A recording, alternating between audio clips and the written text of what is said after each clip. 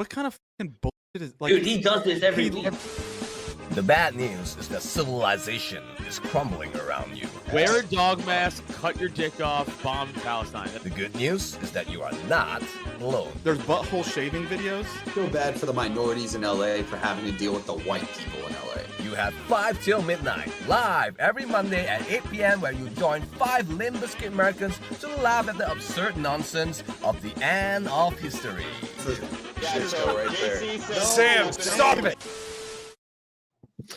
Welcome back, everybody. It is 5 till midnight. I've been hard at work on the Chase Oliver campaign in the last 2 weeks, and let's just say the lashings never stop, man. The lashings, and let's just say that there's a lot of bodily fluids, and I'm not comfortable with this campaign at all anymore. But I'll tell you what, I've been sleeping away. So, Jesus.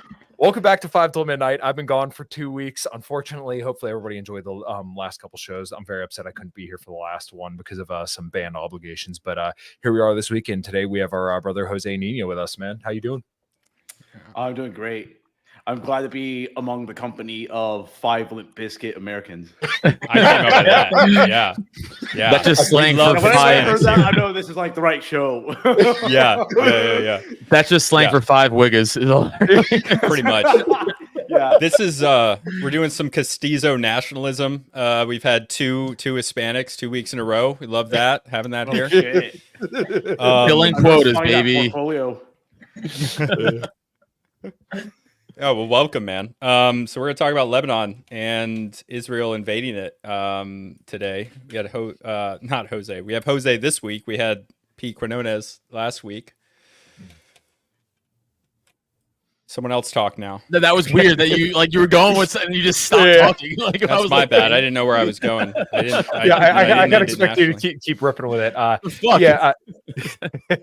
We're kind of scattering for topics, so I'm sure we'll be a little bit all over the board. But obviously, there's been too much happening. It's not even that we don't have something to talk about. It's that too much to talk about. Yeah. Well, I think we kind of wanted one thing to focus on, and this seems somewhat pertinent. And obviously, it's beyond just Israel and Lebanon, but I mean, it's Israel, Lebanon, Iran, obviously, what's been going on in Gaza over the last year now. And funny enough, today is the anniversary of October 7th, where unfortunately, JD Vance had said that this wasn't an attack just on Israel, it's an attack on Americans, which you know what? I'll kind of give him credit, and maybe this is me giving him the benefit of the doubt because I actually do like Vance a little bit in some respects. It almost seemed performative, like he didn't really seem that into it when he said it. And maybe that's just my read, maybe my read's incorrect. But obviously we see everybody else kind of performing for the camera or showing their loyalty to a foreign government rather than their own. While there's about to be another hurricane coming through Jose, one of our mutual friends' territory there, down in southern Florida. Red Hawk, he's evacuating right now, actually. So, we know a lot of people down in Florida who we talk to on a regular basis who's fucking in harm's way. But Kyle, your point, it's like I don't think anybody who's running for president is gonna go against Israel for this. Like they're just not. Like AIPAC has them by the balls. It doesn't fucking matter, even if they don't believe they're all it. Sanhedrin slaves. Yeah, fucking Trump was even wearing like a funny hat today. Yeah. Oh, that's right. He was with Ben Shapiro at like a memorial. Well, it was a memorial for October 7th, but it was also like a Holocaust thing too. And everyone was kind of giving him shit. Equating the Holocaust with October 7th is absolutely insane. Yeah, and especially because I don't think Jews were killing their own people in the Holocaust. I mean, let's be completely honest here. They did admit to using the Hannibal Directive. I mean, there's a paper on it. Yes, they admit to using the Hannibal Directive. If you look up, it's in Haaretz. I believe that, but I didn't know they admitted to it. Yes. It's like we're 3 of us are military. Jose, I don't know if you're military or not. No. Yeah. So 3 Marines here. I mean, the images on October 7th of the destruction of those cars, like that, Hamas doesn't have the capability to do exactly. They don't, no weapons able to do that. And then they it's true. This is a few months ago, so I'm trying to remember, but they buried it, right? Like, they buried the site. because all the military dudes that were looking at it were like, that looks like the highway to hell in fucking our province, Iraq. It looks like Apaches did it. Yeah, right. Like straight up. Didn't they release rockets. a video of that happening? From I didn't know that. Jose, you got something? Yeah, Kyle mentioned Haaretz. That's like this kind of like left-leaning Jewish publication based in Israel. And as a rule of thumb, anytime like the Israeli government lies almost like clockwork, 6 months later, like Haaretz will uncover that lie. Yeah. They'll talk about like the Hannibal Directive or any other things like, Israel knew that October 7th was going to happen, but they let it happen anyways. Yeah, seriously, like shout out to Haaretz. They are a really, really good source. Like the rest of them, like there's lots of I go to many news sites, like international news sites. And Haaretz is one that I trust a lot because they always come out with this stuff and doing that type of thing in Israel, like being very critical of the regime. They're opening themselves up, like them and their employees, up to like literal danger. So like, shout out to them for doing such a great job revealing this information, like really hard hitting, good journalism, which we don't really see anymore. I'm trying to remember who it was that I follow. I want to say it was either Nick from RBN or Anya Parampil that had pointed out that you're allowed to be more critical in Israel of Israel than you are in the United States of being critical of Israel. Yeah. Haaretz has a paper like that, but Jesus Christ, you would say this kind of stuff on like a mainstream publication in the United States. I mean, you'd be fired in a heartbeat. Yeah. Oh, yeah. Yeah, for sure. Seriously. And then there's also like there's some groups like Hasidic, certain Hasidic Jews, I think, that are very critical of the war and they protested. I mean, I've seen videos of them getting their absolute crap knocked in. Like they're wearing like the Hasidic clothes you'd see in like the Bronx or wherever in Crown Heights, like in New York City, just getting billy clubbed by freaking jackbooted Israeli police that don't like, even more so than in America, they like the cops can kind of do whatever they want, I guess. And also they everywhere. train our cops. But America, the cops can do whatever they want. Yeah, well, but compared to like Western Europe, though. Yeah, Western Europe, obvious. Yeah, exactly. But that's who we have to compare ourselves to. Like, we're not going to compare our police to like Nicaragua. Obviously, they're going to be way like more authoritarian in Nicaragua. But that's a separate conversation. Yeah. Also, I'm not trying to pick on Nicaragua. I was just thought of a Central American country. I'm sorry for Central American. Get as close to the N word as possible without saying it. Luke, I was just going to say that. Nicaraguans are like white and Mayan. They're not black. Sam's sitting there in his head. He's like, Jew, nah.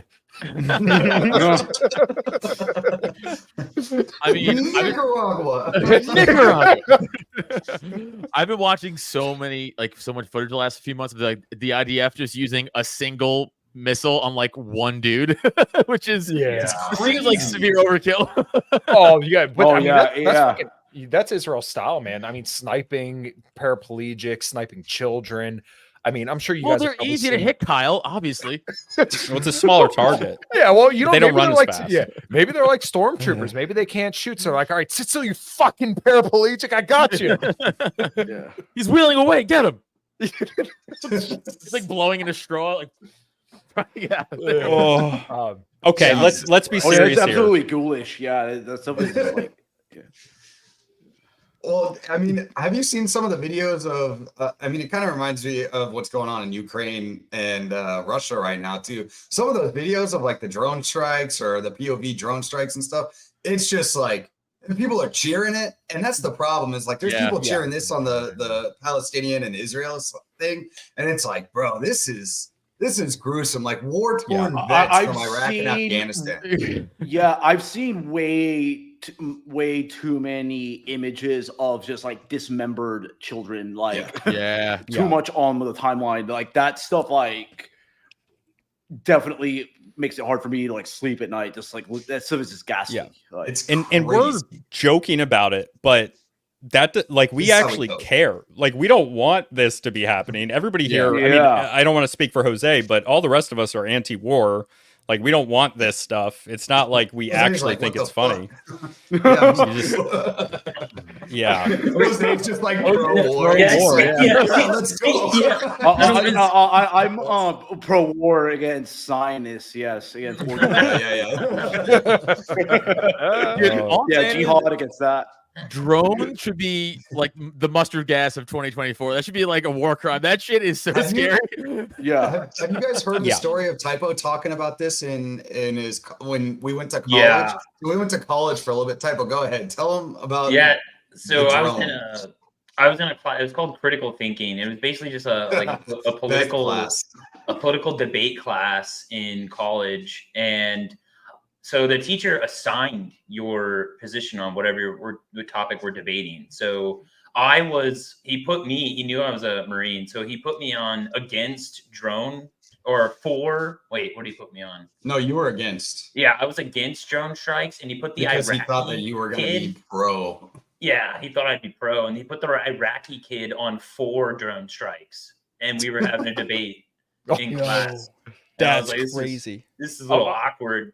But the I was kid, gonna say, imagine if the roles were reversed. Well, the kid, exactly, that's what it was. But the kid was like, he was hitting all the neocon talking points. Like he was actually like, I mean, he just read on like the mainstream. He's like, like this would save lives, the American lives, and it's like, dude, this guy's like has an Arabic accent, like an accent from Iraq, and he's saying like we would protect Americans. I'm like, oh my god, dude, just stop. Well, he had to argue in favor. Did you tell the professor afterwards that you're like very much against it, like as a thing? Yeah, he don't. I was older. I was like 23, and everyone else in the class was like 18, 19. So he'd always come talk to me. He was like only like 28. So that was the problem with college. He was like awesome. He would always talk to me about stuff, and I would be like, "Oh, I'm actually like kind of against the drone strikes, like especially in like Pakistan, like when they were using them, because it was like, dude, they just had like you're literally just drone striking these people. They have no way of like fighting back. It's like the worst way of warfare ever for them. They just like drone. It's just the high civilian casualties too. That's the other thing about drone strikes. Yeah, it's not surgical, and that's another thing you would argue how surgical. It was like very surgical and strategic, and it would minimize casualties. Yeah. Well, that's not exactly how it works, but I've seen so many Russians get hit by like the fucking little drones and then just shoot themselves in the fucking head. I'm like, hey man, this is sad. It's the one. It's not. Dude, the one that really fucked me up. I don't know why, but it was a guy like looking straight up, and they were getting ready to drop like a grenade or some bomb, like a drone, and the guy literally did like the Catholic. Oh yeah, I've seen that one. And then it blew up, and I was like, dude, that's so fucked up. Like it just made me sad. Super fucked up. It's fucking nuts. The Boston Dynamics like robot dog thing they make. Yeah. They're putting guns on that shit and dropping it into like battle soon. I read a whole article about it. That's fucking. That's horror. That's like every single like Terminator movie you've ever imagined. Exactly. It's exactly yes. Yeah, that's what it fucking cyber. Skynet. Fucking. You've been terminated. Oh god! Oh my god! All that. Kick Kyle from this, please. Can we mute him? Can you mute Kyle for me?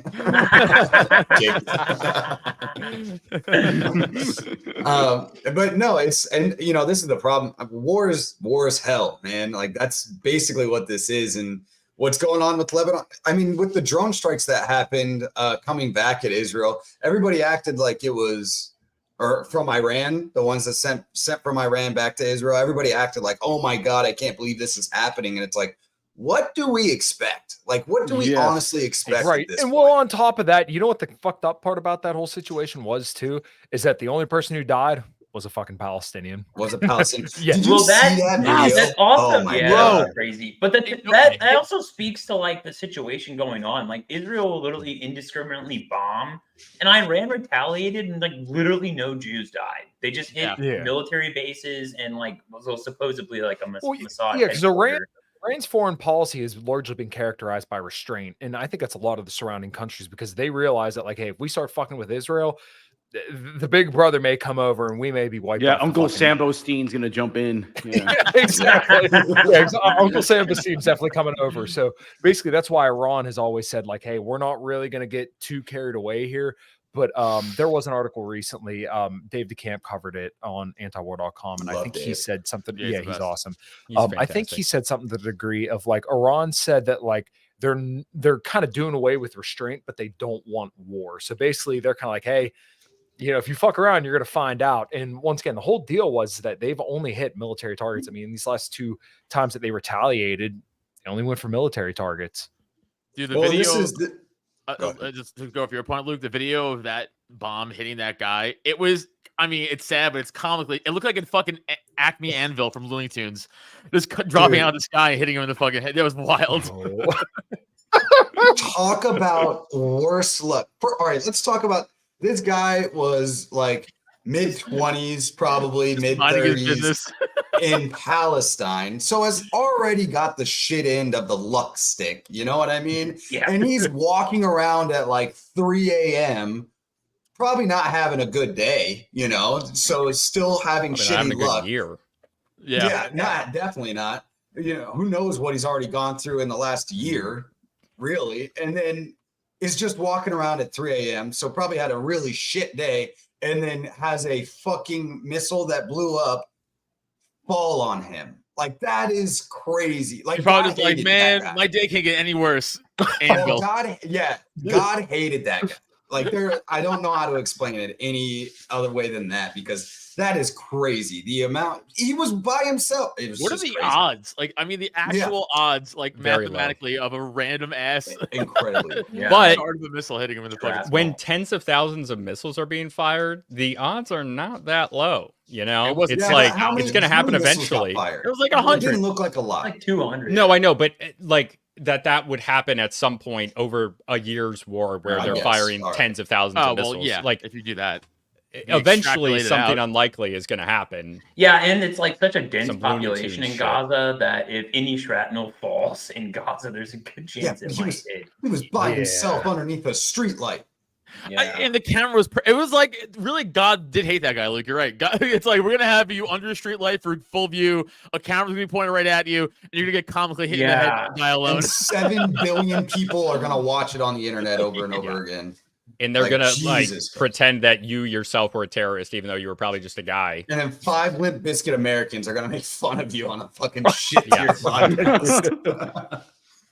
Poor guy. Shit life, dude. I'm like, that was like some Donnie Darko shit, where like the fucking engine of an airplane falls out and hits the house, dude. God, what a great movie. It brings back good memories. Yes. Yeah, Donnie Darko definitely brings back great memories. It's the whole war thing. I mean, this is the neocons' ultimate plan, right? And I feel like this is John McCain's like baby child, right? Going to Iran. Let's try to get Iran involved. Let's try to get Iran involved. And whose plan was it? Who got John? Do we really think John McCain like truly believed that, oh yeah, I wanted to go at some point in his life? He was like, I decided it was my life's mission to go to Iran. Like, no, somebody had to implant that idea into his head. And who do you think planted that idea in his head? Probably his fucking handler. You know what I'm saying? Mm-hmm. So we're going to Iran for one specific reason, and it's because it's important to somebody else in the region to go after Iran. Mm-hmm. The same. Dude, in going to war with Iran is not Iran. I don't even know how it's pronounced. It doesn't matter. The right, like, America. I care. I run a cultural anthropology podcast. I have to pronounce things correctly. You don't. I'm glad I could just be a retard that talks about my dick and how to lift weights. I'm still started. It's the best. It's Iran is not. They're not like Iraq. They're not like Afghanistan. They are a developed, rich country with a lot of connections, a large population, and a modern military. Like, this would be. Like, it's insane. This would be bad. They'd also get Russian backing as well. Right. To a lot of military aid from them. Like, yeah, it's not going to be a cakewalk for sure. No, it's not. And Iraq and Afghanistan wasn't, so it's going to be worse. Yeah. Yeah, wait, didn't Israel like recently attack like it was like something with Russia, like an installation or no, yeah, it was they the attacked French a munitions one, wasn't depot. it? a munition depot. Gotcha. Yeah, Did you guys see them yeah. attack that French corporation too in I think what was it, Syria, Yemen, or something like that? Because the French were like, no more aid to Israel. They basically said they weren't going to aid Israel anymore, so they attacked us. Anybody else know more about that than I do? I know Macron like threatened like an arms embargo against Israel, and that's gonna really make God's chosen lunatics get uppity, because they have a particular anti-European fixation, and now you're gonna just see all manner of like hit pieces against like continental Europeans for being like anti-Semitic pieces of shit and all this. Like, I fully expect that to be dropping soon. I mean, they've kicked them out of every country since, so makes sense. Yeah. over the history, and for good reason, to be honest. Yeah, there's a lot of beef between Russia and Israel. I kind of just learned this stuff recently, but like the Cold War, yeah, like the Soviets were actually like really big anti-Zionists, from what I understand. Is like they had a lot of beef with them, and I'm pretty sure they went to war, at least dogfighting of some sort, and some. Yeah, actually, ironically, in Syria, okay, there was some battle in the Yom Kippur War where they in Syria, where the Soviets provided like an air defense systems that knocked down like a Israeli like fighter or two. But the irony is the Soviet Union was one of the first countries to recognize Israel's independence in 1948, and the Czechs, the Soviet satellite state of Czechoslovakia was one of the few countries that also provided arms to the Israelis, but that changed in the 1950s. If I had one guy on my show, Joseph Jordan, he's like more like an investigative writer into a lot of this stuff, said that what changed the Soviets' position was that there were like a lot of purges in the 50s, and especially in Soviet satellite states, that where Jews were like disproportionately impacted, and that caused a lot of like organized Jewry to like throw their lot more with the West. And the Soviets eventually just said like, fuck it, we're just gonna like stick it to these people by aligning ourselves more with like the Arab states. Okay.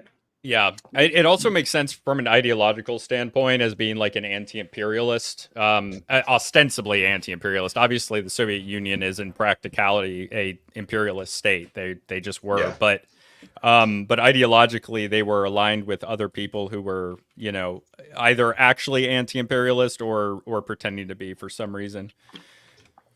Yeah, and it seemed makes sense. I don't know exactly when, but it seemed like America has been pretty tied to, or at least Britain, at least in America, were pretty tied to the Zionist cause, like at least from its inception. So it even makes from the jump, yeah. So it even makes sense from that regard that they just consider him basically a Western ally. Like I don't know, Britain basically gave them the land, screwed over the Arabs, and America. I don't know exactly when like the whole ties between America and Israel was like solidified, but there's always been that. I think tension. it wasn't until later, like in a serious way, like in the 60s or something. Like initially, the Zionist mission was mostly run by like literal terrorists who were fighting not only Arabs but British colonials. Yeah. Actually, it's funny. It's funny how like this framing changes. At one point, the Zionist movement actually marketed itself as like anti-colonial when they were fighting the British. Like during World War II, the height of all ironies was Winston Churchill was like pretty much bending over backwards for the Talmudic serpent, but at the same time, as Churchill was fighting the Nazis, the Irgun, like all these Jewish terrorist groups, were launching terror attacks against British forces in the 1940s. Yeah, really? And this was when Britain was in control of the area. Yep. In the mandatory Palestine or whatever it was called at that time. Yeah. Yeah, the Mandate of Palestine, I think. And actually, some even more interesting stuff, because I've been doing a lot of research on Zionism lately. A lot of like the strands of Zionism that are like really in power now in Israel, like the descendants of what's his face, Zeev Jabotinsky, who was this like really hardcore Zionist figure in the 30s and 40s that basically did a copy pasta of Italian fascism, but reworked it to like for like a Jewish context. But and his revisionist Zionism, and that's what's like dominated like Israeli politics since like the 80s. Huh. You know, Interesting. you gotta, I didn't know that. You gotta steal stuff from other people and make it your own. You know. Cultural appropriation. Par for the course. Isn't it true that England offered Israel, like right after the war, like a part of Africa that no one was occupying, and they turned it down to go back to the Middle East? Is that true? Or I made that up. I don't know. I've never heard that. Yeah. But I always heard Madagascar was an option. Madagascar is like the right. I think it was discussed, but I don't know about offering. Could you imagine a whole bunch of Jews in Madagascar? That movie would be completely different.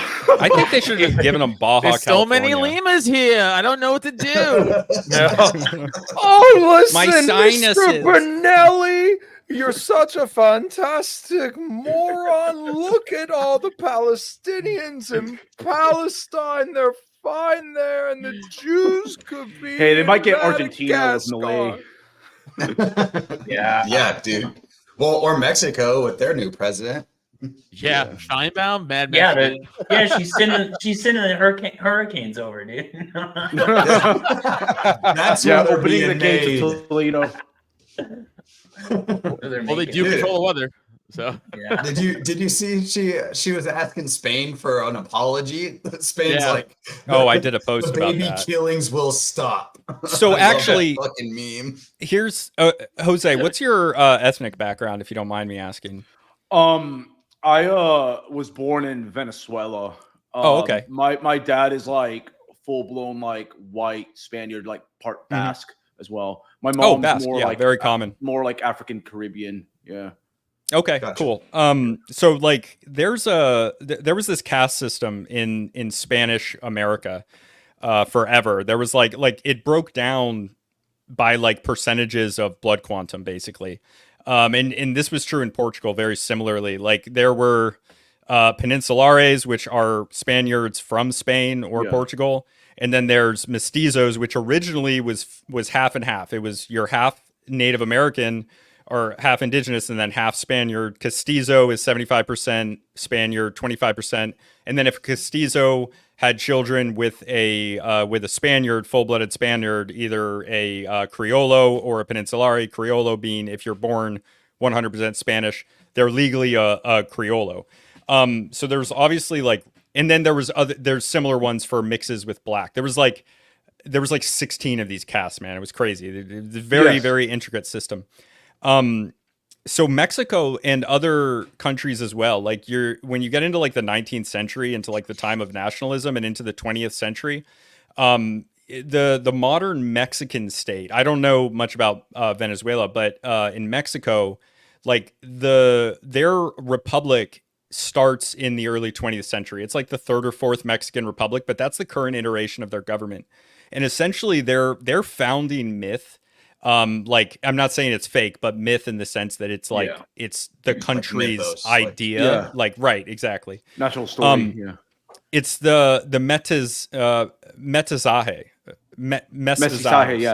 Yeah. Thank you. And does that apply to Venezuela as well? Is that something you guys think about there, or is that just Mexico? No, it's common different. because no, it's actually widespread in a lot of those countries. One fun fact: the first president of Mexico, Vicente Guerrero, was actually part black too. And race mixing was a de facto state policy, if not like implicitly promoted, mostly like after independence, because a lot of these governments wanted to to kind of prevent racial tensions, and it was like largely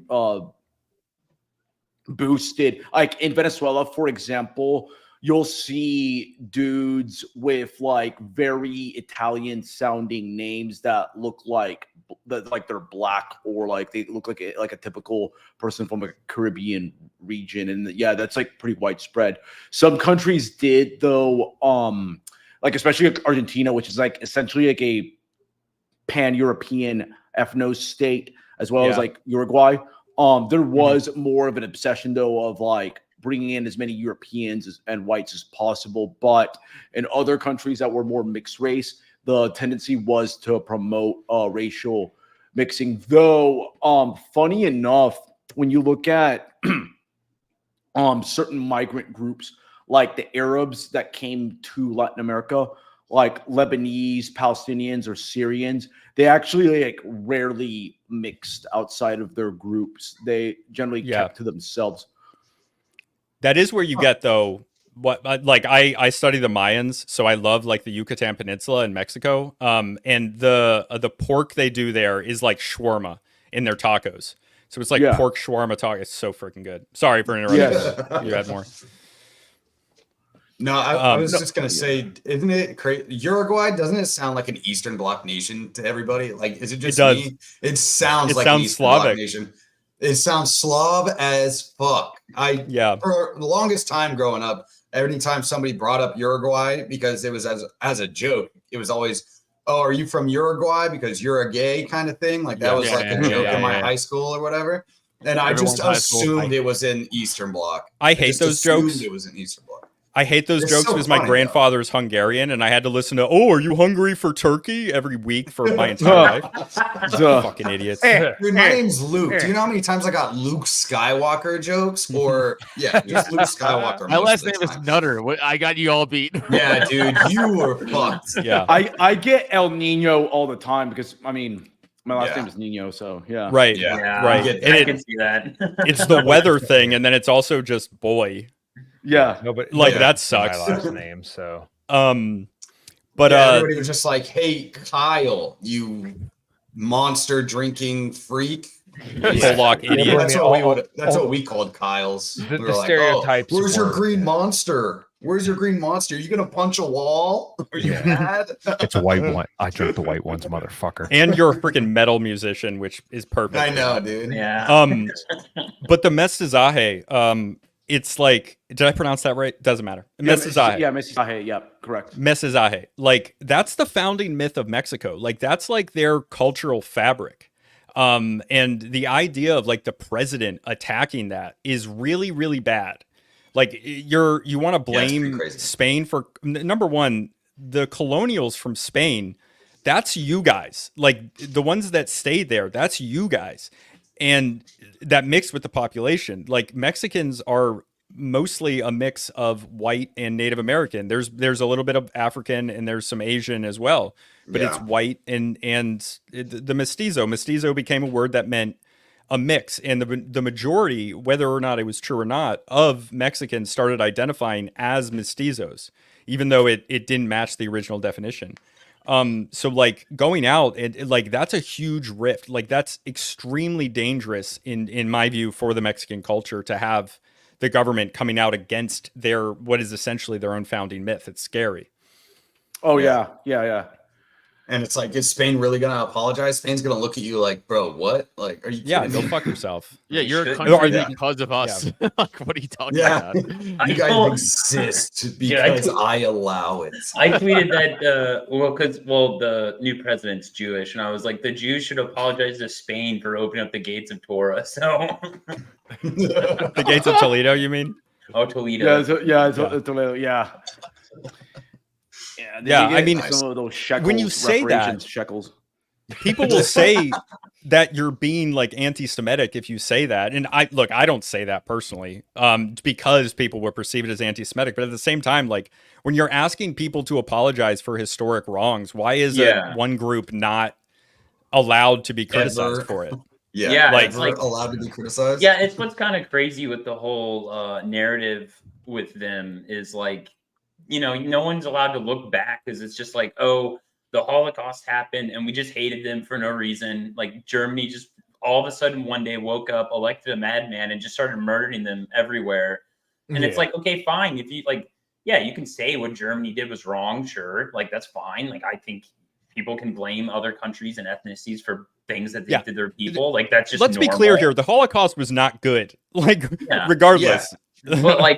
But like if you're gonna like start blaming Europeans or whoever for like their past and history of what their conflicts they had with those people, then you're gonna open up a lot of doors where people are gonna start looking at things differently, because they're gonna see that, hey, maybe you guys aren't so innocent yourselves, and things that you've done as a people is really bad and it's hurtful, and there's reasons. Like, it's just not one way that everyone just hated you for no reason. And I was saying this for years. Like, I was looking at this when I was in college, and what I see is people, their minds were shifting. The younger people, especially, were shifting towards thinking about things in the way that it's like, okay, if a disproportionate amount of a certain population did something or has power, or has a disproportionate amount of power, that's a bad thing. And I'm looking at that like, that's going to come back on the Jews eventually.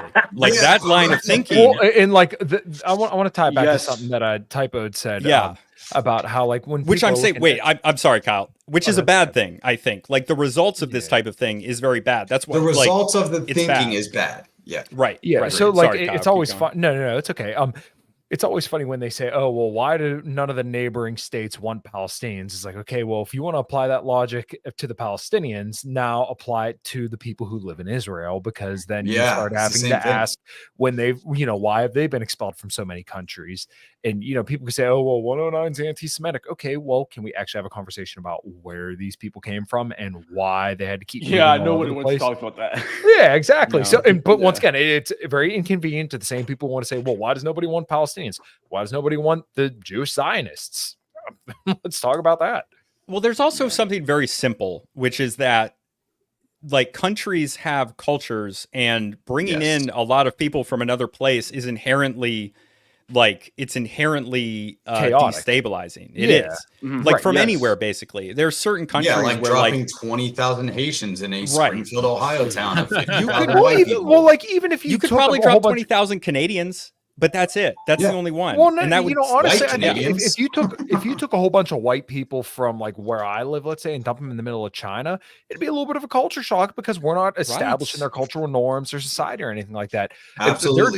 There are definitely cultures that could probably adapt faster. But regardless, if you drop large amounts of people who aren't familiar with the culture, honestly, but like if you really put them in any other culture they're not familiar with, it's going to be like Sam said, inherently. Dude, if you took like 20,000 cosmopolitan like New Yorkers and dropped them in Springfield, the Springfield people would be pissed. Like I prefer Haitians over liberal whites. They're fucking, every time, dude. Like some of them would be tranny. They'd be like, "Oh, we're gonna have a pride parade this year," and you're like, "What the fuck is going on?" The guy like, "Where's my gun?" Dude, I mean, you do see that in Texas, like in a lot of other places where, and you even see that at Californians. Where I live in a rural part of Connecticut. Like there were people mad about New Yorkers coming. Like we don't want New Yorkers in Eastern Connecticut. This is New England, and it's a rural area. We don't want people from the city coming in and buying up and raising our house prices. I live in Phoenix, I can attest Arizona. to that with Texas. I live in Austin. That's like that's becoming like a huge problem. It's become so unaffordable because of all the transplant. I live in Phoenix, Arizona. We're 6 hours away from downtown LA. That's how far we are in Phoenix, Arizona. 6 hours away from downtown LA. And everybody here, well, at least everybody that's from here, like me, born and raised in Phoenix, Arizona, we're like, what the fuck is with all these Californians moving to fucking Phoenix because it's cheaper, raising our houses, get them the fuck out. We're building a wall on the wrong side of the border. It needs to be on our western border, not on our southern border. Dude, I would take 1,000 New Yorkers before one person from LA also. So I guess maybe it's not so bad. They're the same to me. Dude, it's the same. It's the same thing. As a New Yorker, it's I'm the kidding same on that fucking one. thing. But I nice. actually am serious. I would prefer Haitians over people from New York. I would not. No. I would not. Definitely Yeah. not. But I mean, I got to be honest. That is kind of the nice thing about living outside of Pittsburgh in Pennsylvania is that like nobody really gives a shit about Pennsylvania, despite and like that actually kind of keeps our city pretty nice. And on top of that, like the housing prices here are so low. But then again, at the same time, the housing prices are so low. So if you ever want to go anywhere, you're like, holy fuck, I can't afford to move anywhere because my house isn't worth anything compared to most other houses. that is the benefit because I obviously live on the eastern side of Pennsylvania, right by Philly, and like all the New Yorkers and like people from Jersey move out to like right the border of Jersey and Pennsylvania, which is where I am from, and it's so fucking Libby and expensive as shit. Yeah, dude, I was like, in a it's Libya? freaking. What the fuck? My family lives there, right outside of Philly, and I was taking an Uber to the airport, and the guy who drove us was this Dominican guy who, as soon as we got in the car, he started complaining about immigrants, and how he left Philly. It was hilarious. That's so funny. And what I Philly said is to a him, and he straight agreed. shithole.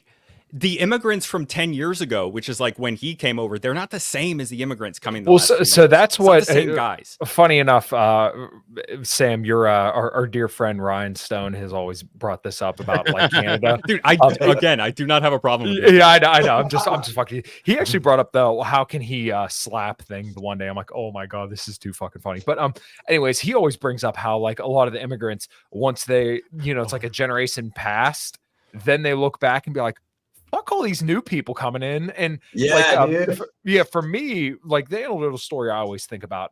I worked with a dude at a dealership about 10 years ago, and he's still a dear friend of mine. Dude fucking, has lived here in the States. He's been a manager or parts manager at this fucking small town Chevy dealer for like the last 20 years. And like he did it right. He lives in a nice small town, had a family and everything, and works for an American car company. And now I have to imagine that, it was hard for him to get, all his papers and shit in order coming from Indonesia. And now he probably looks at all these immigrants and like, these motherfuckers are getting like put up in houses, gift cards, and fucking phone bills paid. He's like, motherfucker, full-time hotels. Yeah. He's like, I had to work for fucking decades to finally establish myself and like live a decent life. He's like, oh, these motherfuckers just come here and get it for free. Like fucking build that wall, man. Deport these motherfuckers back tomorrow. Yeah. Well, and that's like our problem with the asylum thing. Go ahead, Jose. Yeah, there's actually like a definitely a history of that. You saw that with what's his face, Cesar Chavez, who was like a Hispanic like labor union activist who really railed against both legal and illegal Mexican migration, because it was basically just like a profit grab for unscrupulous businesses that want 100% cheap labor. And that's happening now too. Yeah, and it's that legacy is still very much there. And that's why like you are seeing and I've written about this before, there is a notable right-wing shift among a lot of Hispanics, because most of them they actually are very much impacted by mass migration, especially if they're working class. Mm-hmm. Absolutely. Yeah. No, and that's what it is. It's a profit scheme. We kind of talked about this on Pete last week, but it's the same thing where it's basically them bringing in people to use as cheap labor or to impoverish more parts of cities that aren't doing what they want to, and for those city mayors or governors of states or anything like that to make money. It's a human trafficking scheme. Being Big labeled time. as 100%. It's a human trafficking scheme being labeled as taking in migrants and immigrants and migrants, revitalization, and, asylum seekers, and it's like, okay, this isn't true. You just and it benefits a small percentage of the population, 1 or 2%, business owners, even smaller business owners, not just large ones, but especially large ones. And then it harms mostly working class Americans and the people that they're exploiting. And it even harms middle class Americans, whatever's left of them, at least. Hey, Sam, pull up that comment about the Russians going to Israel. I didn't know that shit. Is that I don't know anything about that. Two after that one too. That's also I don't know. I'm generally like a Cesar Chavez fan. I like what I've seen about him as a figure. But but I would like to share. I don't know did I do this on here? This is the flag of Cesar Chavez, who was a socialist, by the way. His organization, the United Farm Workers. Wow. So let me explain here. That's close. It does look very Nazbol. It does. And for people who don't know what a Nazbol is, it's like a mix of a commie and a Nazi. Just the worst of both worlds. National Bolsheviks, right? So this flag, the red field is for like the blood of workers. It's like the socialist part of it, right? The black, this is just an Aztec eagle, so it's like referencing Mexico. And they, for whatever reason, he stylized it like this. Looks like and everybody was like, but like Cesar Chavez is like a socialist. He was like, this flag makes sense. And everyone's like, yeah, I get it, but holy shit, dude. And he's like, nah, it represents us. Yeah. That's a fun fact.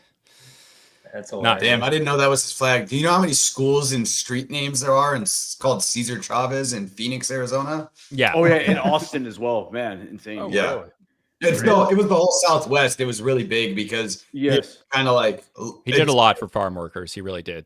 Farm workers and like labor union, almost unionizing like the farm workers in the Southwest. Like that's what he was really big. He's also a really good dog trainer. You're stupid. You're so stupid. I hate you. I hate you so much. He trained Martin. I love that dude too. He's such a good dog trainer, to be honest. Different guy, dude. How funny would it be if his like logo was like something similar, like the dog trainer? It was just like, but it was a dog. Just like a It's 4 dogs looking at like different directions. It's red, white, and black. Yep, there he is. Look, there he is. They look surprisingly similar too, which is crazy. It's 1 million Russians went to Israel in the 90s, many not Jewish. The KGB, FSB has most certainly infiltrated the Israeli MIC. The Anglo-American establishment was not enthusiastic about that. I've never heard of that. I've never heard of that. That's it'd be interesting to read. Yeah, I know about refuseniks. Those are like a lot of like Soviet defectors that we're not just like only Jews, but a lot of minorities from like the Soviet Union, like they went to like Israel and other countries, but a lot of like the Likud coalition in Israel is made up of a lot of like Soviet and like Russian Jews. It's still real quick, Andy. It's still hot as fuck here. I went golfing yesterday for my birthday. It was 110 degrees at noon. It was bullshit. Yeah, it was 54 degrees here. Go fuck yourself. It is October. No, it was like 90 here. Yeah, it was like 90. I'll take 90. Yeah. I would take 90. Dude, Adam lost a bet right now. No, I'm watching the fucking Yankees get smashed. Good. Oh. Fuck you. Good. Fuck the Yankees.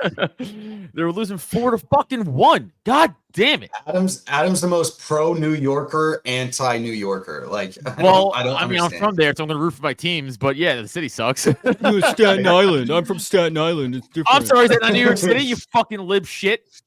It is kind of funny, Adam. I'm pretty sure I've seen you lose a lot of bets throughout. This isn't a bet. I'm a Yankees fan. I'm mad the Yankees are losing. I'm pretty sure I see at least like as soon as we get to football season, I always see Adam at least once a show. Just that might be happening also. I haven't checked the Chiefs Saints game yet because I'm watching the Yankees play, but I bet you I'm losing that too. Kareem Hunt scored, so there's a plus. Who scored? Also, Kareem Hunt. Oh yes, that's a fucking hit. Fuck you, Kyle. In other news this week, so we can end it here or end it in the next 15 minutes. I gotta go in 5 minutes. But the most important thing that happened over the last weekend is Kamala Harris went on Call Her Daddy, which is fucking insane. I cannot. And they were talking. Yeah, that was. Lord, probably like the worst show ever out there. It's one of the most popular. Don't get me wrong. It's one of the most popular from dumb women who are 21 years old. Just goes to show how fucked our society is. I thought that was a sex podcast. It is. They Yes, yeah. talked about Then why did she sex. go on that? Talk about They a talked bullshit. about- Because that's how she got to the top, Sam. That's how she crawled her way up. You're right. You're right. Type of being the MVP. No, I think it's because funny enough, I think this is where Trump's genius really shone through, as much as it almost pains me to say that. When he said in the debate, and this is kind of like went unnoticed, he was like, I was gonna give her a MAGA hat because she's stealing all my policies. I was like, you know what? More and more, it looks like he was right, because you know what? They're starting to realize that, you have to campaign in the 21st century, which the 21st century now, a lot of people are listening to podcasts. This is kind of where the new media is. So therefore, they're starting to move to these podcasts. Allegedly, she invited Donald Trump and he declined, which kind of seems understandable considering the kind of podcast. But I think it's Kamala's finally deciding that she kind of needs to be hip and look like she kind of understands the young people, so she's going to do stuff like that. But still, I think nothing's going to beat Trump with Theo Vaughn. That's the best. But that's the thing is Kamala, just like how Kamala turned down the Elon Musk thing, because they know that he'll push back on what she says, and like Alex Cooper, who's from Caller Daddy, all she would do is just counterdict Trump or whatever he says. Yeah, she would probably like really heavy hit him on like the abortion thing. Right. It's like, why would I? Also, anybody who's watching that show is already voting for Kamala. Let's be honest. It's not like it's not changing anything. Yeah. Right. I saw someone put it on Twitter that like Caller Daddy was like the woman's podcast and Joe Rogan was like the man's podcast. And that's like the two top. I don't know where Caller Daddy. Always see it in like the top 5 of podcasts. It's amazing. Yeah, it is. Yeah, they're playing up the gender war stuff for sure. Yeah. That's the big theme of what I've noticed of the 2024 election. How there is like a lot of as I was mentioning about the Hispanic drift, like the minority drift to Republicans is largely on the male side of things because of the proliferation of this gender war shit. It's functioning in both sides. It's polarizing that way.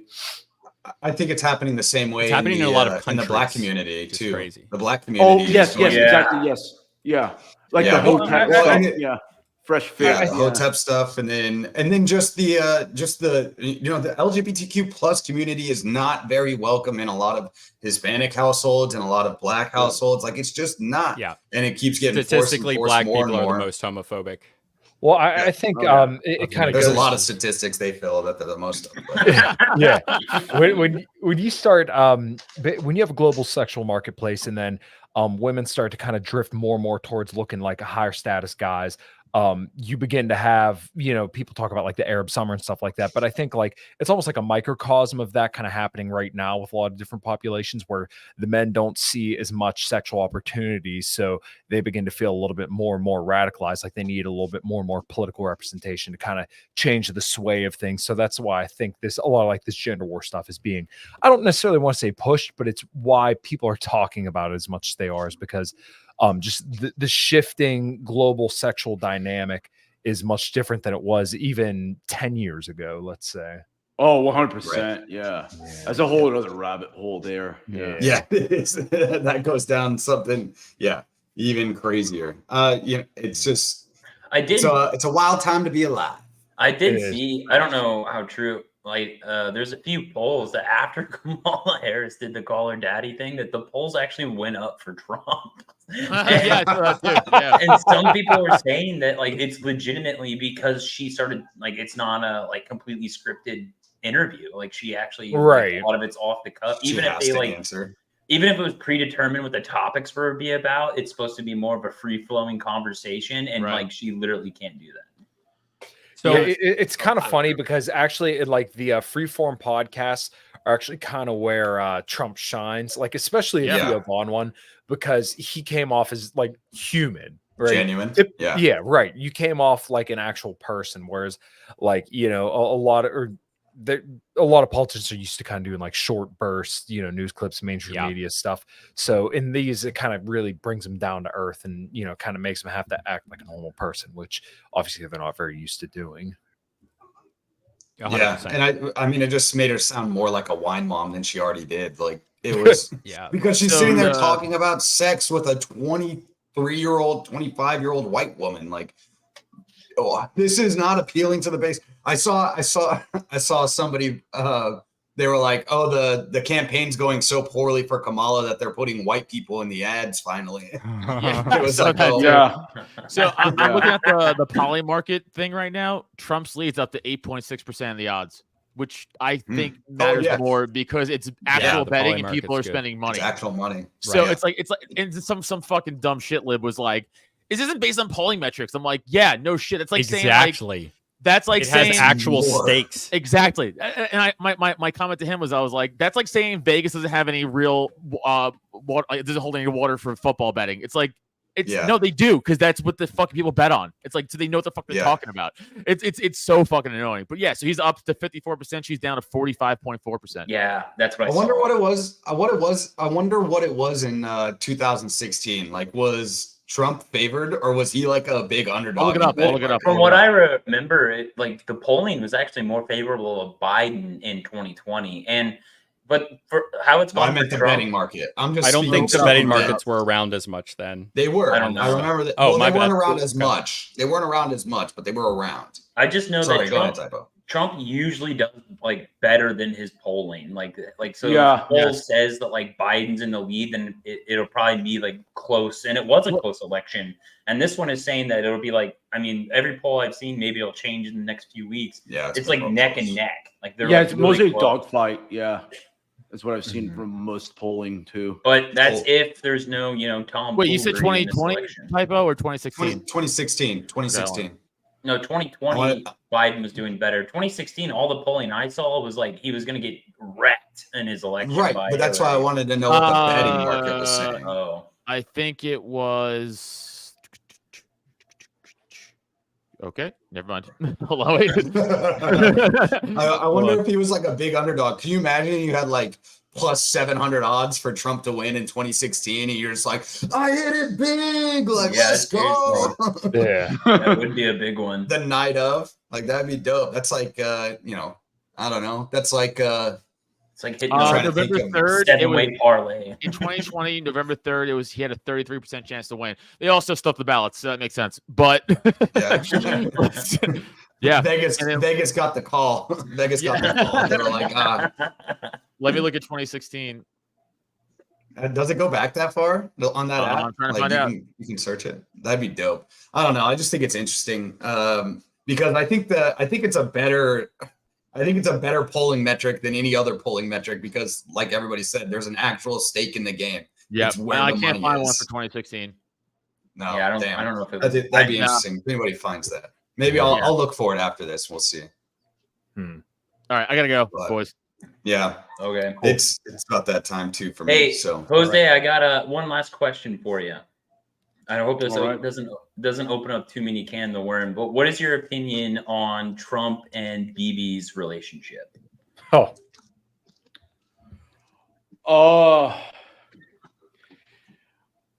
I don't think it's like really anything special in the sense that most like Republicans, they're just like wholly owned subsidiaries of like Israel. That's what I especially now because of the fact that like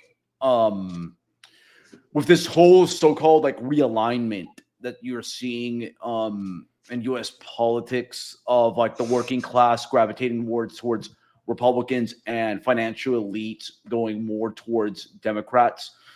That just means that the GOP is just going to be like more captured by Zionist interests. That's going to be like outside of like the extraction industry, like oil and gas and all that.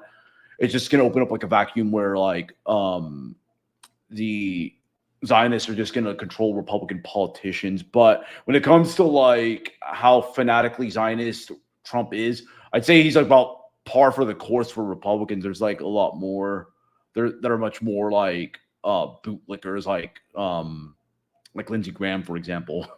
But yeah, that's probably like the big reason why I'm not as enthusiastic about Trump as I was like in 2016. Because in 2016 I was really pumped because I've been a big Pat Buchanan fan since he got into the political picture, and I saw Trump then as kind of like a Buchanan-like figure. But now I've gotten a bit more jaded about Trump in 2024. They get abortions. You were on Ron That's Paul's the answer to that campaign, question. weren't you? You were on Ron Paul's. Yeah, I did some volunteering and stuff like that. Yeah, back then. Yeah, you're an OG, dude. OG, dude. Yeah. Yeah, for wow. Yeah, You know, you it's guys- funny. I got into like all of that like hilariously because speaking of like all this sports talk was on a sports forum, like the off-topic section. There was a guy who kept posting Ron Paul content in 07, and I'm just like, okay, might as well just look into this shit, and then fell down that rabbit hole. And The never came NFL out. to Ron Paul pipeline. the pipeline we didn't know we needed. Jesus. Hey, everybody who's still watching, do us a favor and go to Rumble and subscribe to us on Rumble too. Bam. Also, Yeah. like the video. There was Yeah, a like Zionist. video, I think there was a Zionist in the chat on Rumble, so let's make sure we kind of beat them up a little bit. Whatever. As long as you Dude. subscribe, I don't really give a shit. Anyway, follow me on Twitter Yeah. at I gotta go. This gym is closing. All right, later. Jose, do your plugs. Jose, nice meeting you, dude. Thanks for coming on, dude. Likewise, man. No, I had a blast. Thanks, man. Thanks for coming. Sam, You got. You're gay. What?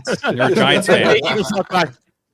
Just leave. All right. Jose, go ahead and do your plugs. Where can people find you at?